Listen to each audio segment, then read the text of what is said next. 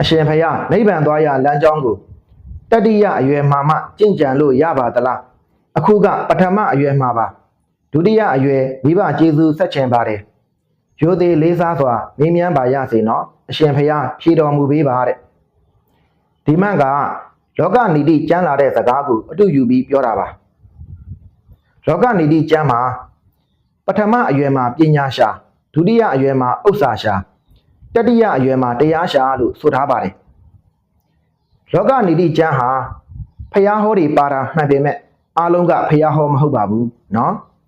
တချို့သောအရာတွေကအဲ့ဒီလောကနီတိကျမ်းကိုရေးတဲ့သရုရင်ကဗလအမတ်ကြီးရဲ့အာဘော်တွေပဲဖြစ်ပါတယ်ဒါကြောင့်အဲ့ဒီအချက်ကတော့မှားပါတယ်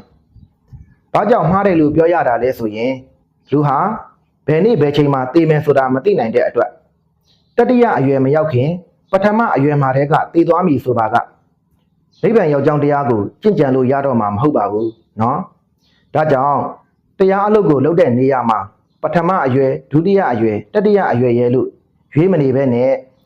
အရွယ်၃ပါးစလုံးမှာလောကီအလုပ်ကိုလုပ်ရင်းနဲ့နိဗ္ဗာန်ရောက်ကြောင်းလောကုတ္တရာအကျင့်ကိုလည်းကျင့်ပါလို့ပြောချင်ပါတယ်เนาะ